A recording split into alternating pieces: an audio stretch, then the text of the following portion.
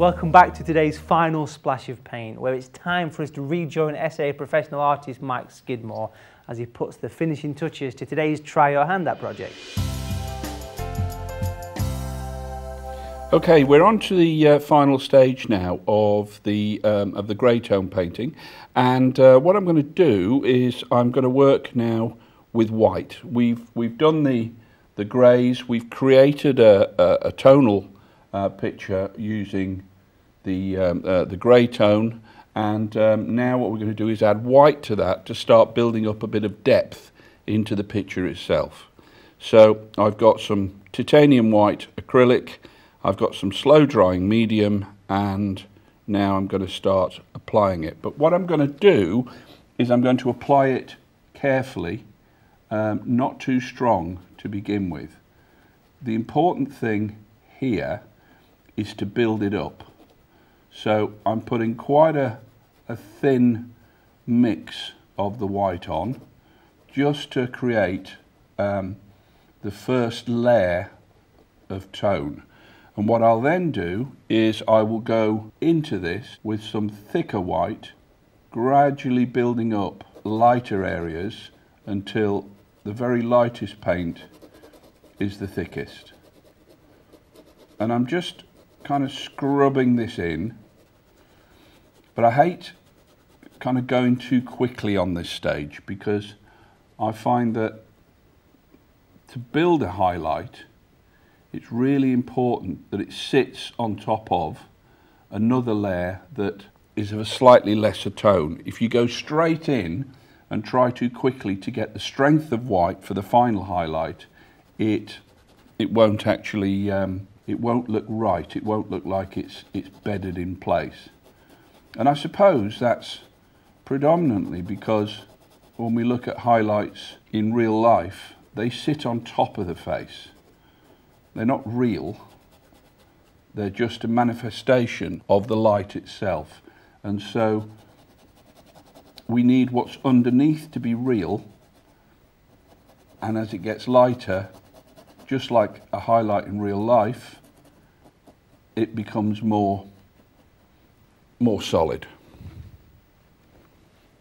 Okay, now I'm just going to put a few bits into some of the smaller areas around the lips here, and into the nose where I've got some real strong stuff going on as the light's coming in from the left to hit the face.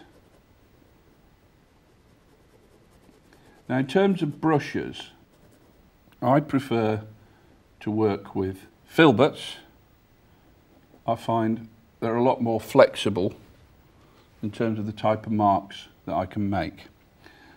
And all the time I'm doing this, I'm thinking about what I'm going to do next. I'm thinking about the brush strokes that I'm going to be putting on later, and how I want to apply them, how thick I want to apply the paint, and what direction I want the brush strokes to go in. Because amazing thing is with paint, you can use exactly the same colour throughout the picture, but different brush strokes will throw out different information. So it's amazingly important how we apply the actual paint. And I kind of think of these things, I think of the picture as a sculpture. I don't think of it as a flat painting. It's a sculpture. It's 3 dimensions. And so consequently, I'm always looking at the way the face is made up to try to work out where the muscles are, what direction the muscles go in, and I use the paintbrush to sculpt those directions and make something look 3-dimensional. I'm just going to do a little bit more on this first stage, and then I'll start to apply some stronger highlights. Okay, now we'll do something on this wonky ear. A little bit of light on the edge. a little bit inside. You'll notice that I use my finger a lot to push things about. I find that it sort of diffuses the edge of the paint and stops it being too hard. And with a slow drying medium, I can get a lovely soft edge even though it's acrylic. Now, what I want to do now is just put a few brush strokes into the hair. Now this again is all about direction. When you're painting hair, always look at the direction of the hair. Look at it as shapes, not as individual hairs. Because if you get the shape right, and if you get the direction right, where the hair starts and where it finishes, it will look like hair. Whereas if you get sucked into painting every detail of every single hair and where it goes, then you've made a commitment to have to do it throughout the painting, and it becomes, well, it almost becomes pointless, because whenever we look at paintings, we look at things from a distance, and so consequently from a distance we can't see that element of detail. Okay, what I'm going to do now, I think, is I'm just going to do a bit of work on the eyes. So I'm going to grab a little bit more white and just pop in a few of the eyes there, a few of the whites of the eyes. And I'm not really concerned with filling the space, filling the eye whites. I just want a few little dobs of paint which will help me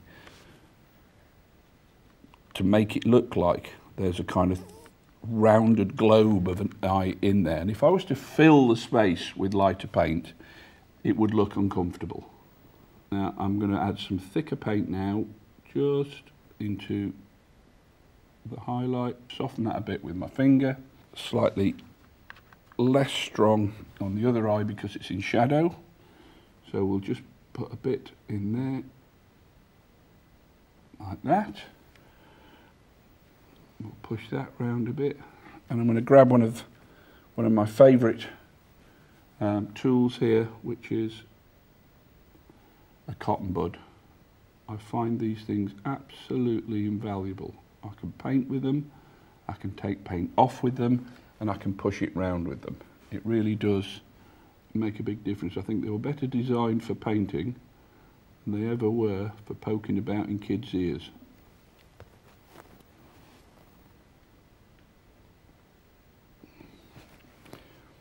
Right, that'll do for that. Now, what I want to do, just clean my brush before it goes hard on me, and go back to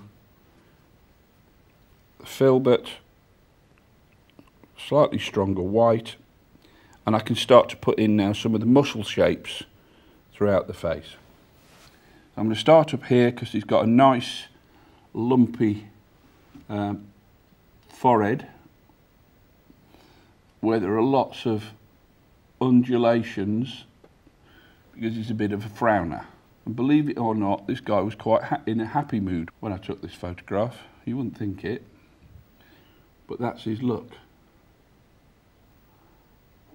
I'm going to spread that out again, and the paint's a little bit thicker, so it'll start to model itself into the face. Got a few nice highlighted areas to pick out in the eye, underneath the eye, and where I can, as you can see I'm doing here, I use the shape of the brush to make a nice shape onto the canvas. It's a sort of square with a soft edge, and I find that to be a great shape to use when I'm trying to sculpt. A bit more in there, a bit more in there, pull that down like that.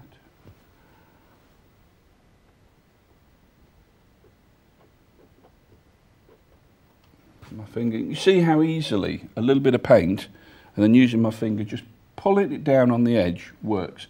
And in fact, a really great trick is is to put a bit of paint on.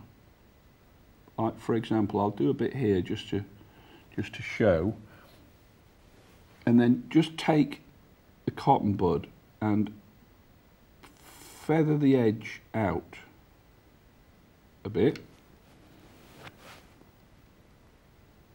Put a bit more on.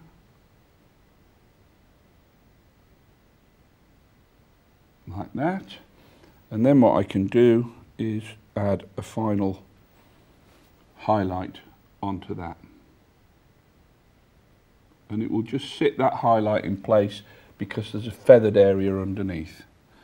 Okay, I'm going to put a little bit more up here now, just to even out the tone, the light tone I've just put on the nose. And I find it's all about making sure that if you put one light area on, move on to another light area that's very similar and get that on, so it builds the face as a whole. The whole thing works a bit like a clock. I'm constantly working round in a circle, building up the picture at different points, rather than trying to complete one picture, because one part of the painting, for the simple reason that everything we do on a canvas, every bit of paint we put on, only works in context. And that means we have to put it into a situation where we can evaluate whether it's too dark, too light, to whatever, and therefore we need other areas of paint to compare it to. In the time we've got, this is about as far as I can go with this painting, and I also need it to dry so that when I move on to the next stage, I've got a dry version of this to start to add colour to. I'm just going to finish off with a few small brush strokes, do a little bit more work on it to enhance what I've got here, but nothing different to what I've been showing you so far. Okay, here we have the finished underpainting. I've gone through, repeated what I did in the first stage and gradually added colour to it, added more white to it to build up the strength of the whites in all of the kind of highlighted areas, and I've added a few lighter bits into the dark of the area where I've got some reflected light coming in. So as you can see, I've now finished the grey tone painting. We're ready for oils, we're ready to start adding colour, and I shall look forward to showing you how we do that in a few weeks' time. Brilliant. I'm really looking forward to seeing how oils work together with the acrylics and bring Mike's final painting to life at a later date. But before we wrap up today's programme, we've just got time to answer a few viewers' questions. And remember, if you'd like to ask us a question, you can always email us at asplashofpaint@saa.co.uk. So the first question today is about painting circles. I'm struggling to paint circles in my work. It doesn't matter what medium I'm using, I just can't get them right. If it's a perfect circle, then you can pretty much find something to draw around, maybe even use a compass or a coin or something like that. There's normally something around the house. If it's more of an oval shape, an elliptical shape, you can almost divide the circle into a cross, and you can put a cross to start with, and that will give you the 4 points. And then hold the pencil very loosely and just lightly skim around the edge and do it very faint. And one of those circles, one of the lines, one of the elliptical shapes will be okay, and you can put more pressure around it, and then use an eraser or rubber just to lightly remove it. I hope that helps. Secondly, how should I avoid creating mud when using pastels? Well, mud is a term when you put lots and lots and lots of paint over the top of it, especially when using lots of browns and greys and dark colours. It's something that you get used to. It's not just for pastels, it's for any medium. It works for watercolours, it works for oils and acrylics. If you keep adding paint over paint, it eventually will go to a browny colour.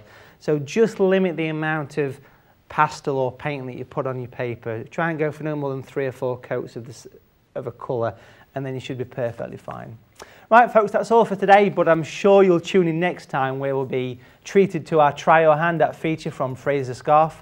I'll see you next time. Whether you're a beginner, improver or professional, discover more about the full range of SAA membership benefits available to bring a bigger splash of paint into your life. Visit www.saa.co.uk for details.